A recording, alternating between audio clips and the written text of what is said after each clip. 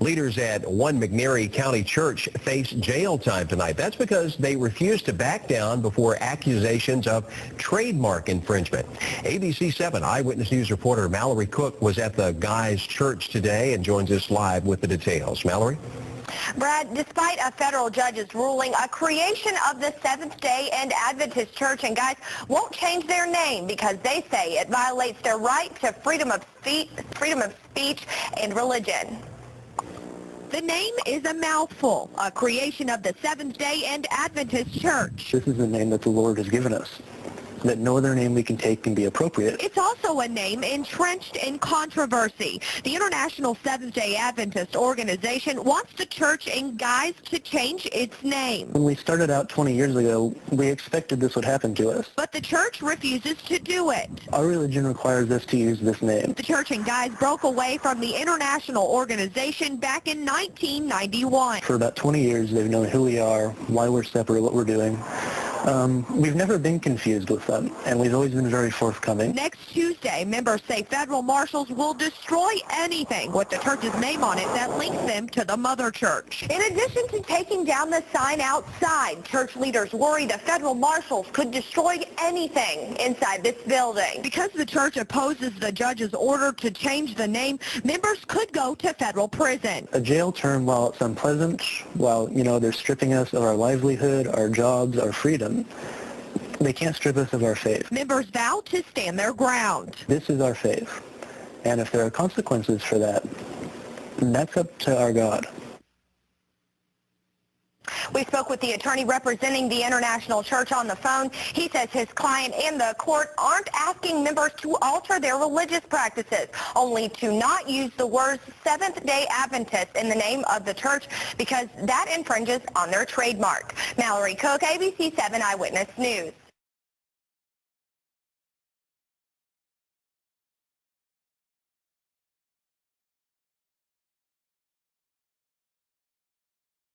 A long-standing feud between one McNairy County church and the worldwide Seventh-day Adventists reached a breaking point today.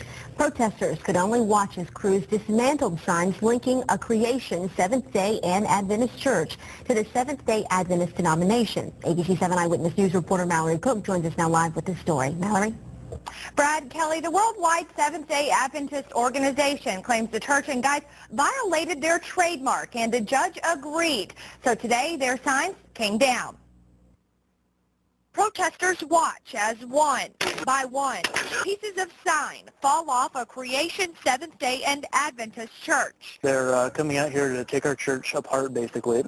Strip us of our faith, strip us of our name, strip us of our identity. A federal judge says the Church and Guys violated the trademark of the worldwide Seventh-day Adventist, which allowed workers to tear down anything linking them to the international organization. We're here carrying out the injunction order, taking down some signage materials that's violative of the order. The Church and Guys refuses to change its name. That name is a name God gave us, and it's a name he wants us to use, so we can't take another name. Jody Mueller flew all the way from California. She says a creation Seventh-day and Adventist represents more than just a name. It's our banner.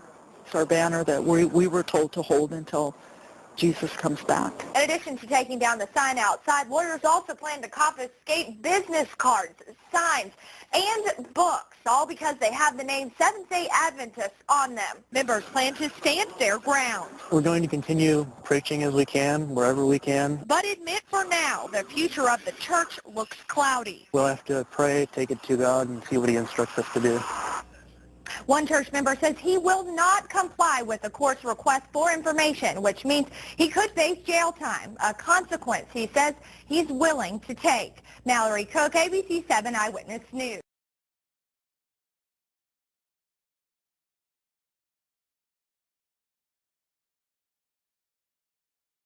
Our top story tonight, a McNairy County church admits to defying a federal court order and says members would rather go to prison than comply. We first brought you the story about the Church and Guys last month when it was ordered to remove its sign because it violated the copyright of the International Seventh-day Adventist Church. But now the signs are back up. ABC 7 Eyewitness News reporter Mallory Cook has been following this story. She joins us now live with the latest. Mallory?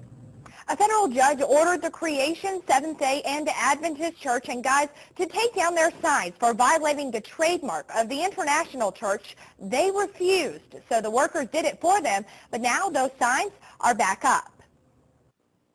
Signs at the Creation, Seventh-day Adventist Church and Guys are up and visible. We took a bucket of paint, we got a ladder, and we restored our signs. A federal court order allowed workers to rip down the signs last month after the International Seventh-day Adventist organization says the Church and Guys violated their trademark. This is the conviction for us. This is the name that God gave us to use. Despite a problem with height, Luca and Chantier spent 5 hours repainting the signs Monday. Whenever I got up there to do the signs, actually it was a great blessing.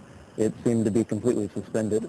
I was able to go up there as if I'd been painting for years on ladders. And if the court removes the signs for a second time, members say they'll get right back out here and put them up once again. Members originally sported the name A Creation, Seventh-day and Adventist Church to separate themselves from the International Church. But the new signs dropped the A and the and. Since I haven't done anything, we decided to go with the original name that we were given. Chantier believes he could be held in contempt of court. Our faith is such that we would rather lose our lives than compromise our obedience to God on the smallest or the largest points. The attorney for the International Seventh-day Adventist Church learned about the newly painted signs from us just today. Attorneys say they are looking into their legal options in due course via the court system. Mallory Cook, ABC 7 Eyewitness News.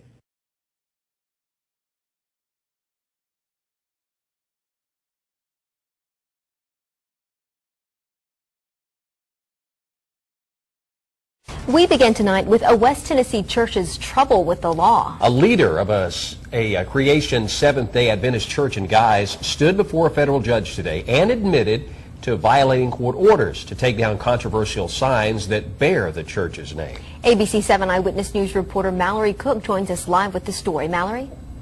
Brad, Kelly, an attorney says the pastor and assistant pastor could both face fines or even prison time.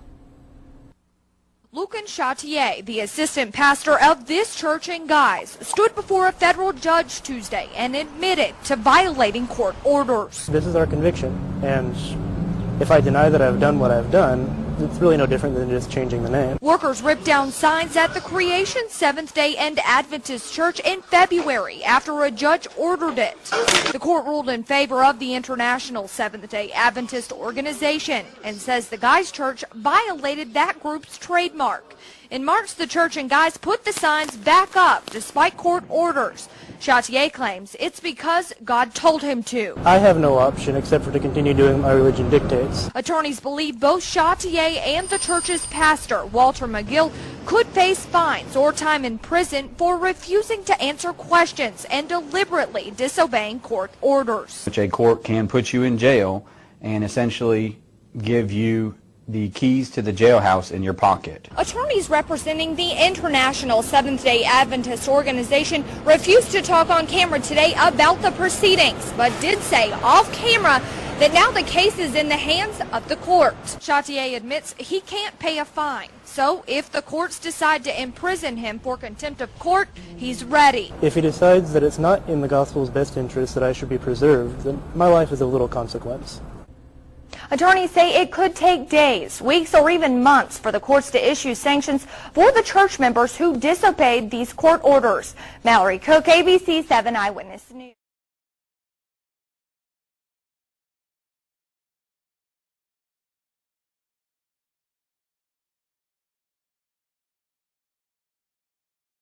The Creation Seventh-day Adventist Church and Guys got an unwelcome Easter surprise this weekend, a court order to cease using the Seventh-day Adventist in their name or face prison time.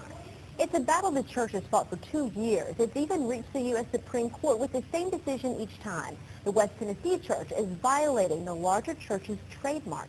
7 Eyewitness News reporter Empress Campbell joins us live with the latest. Empress?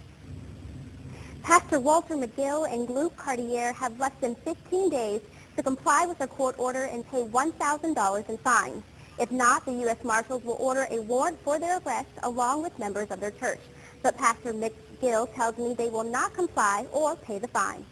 Pastor Walter McGill of Creation Seventh-day Adventist Church and Guys says he's ready to give up the pulpit for prison.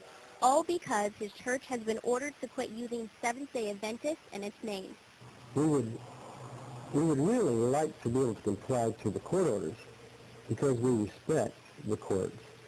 We respect the law.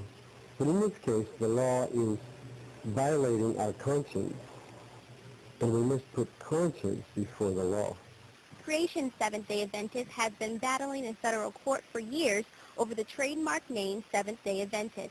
The battle has recently came to a halt after the church was told either they had to comply with the court order or church leaders would be sent to prison. Pastor McGill says he's ready, and while incarcerated, he plans to fast. I don't have the least bit of fear, and my church members have no fear because we have perfect love. Pastor McGill has been leading the Creation Church since 1991 and had been in Africa during the legal battle until just last month. He says he predicted the ultimatum.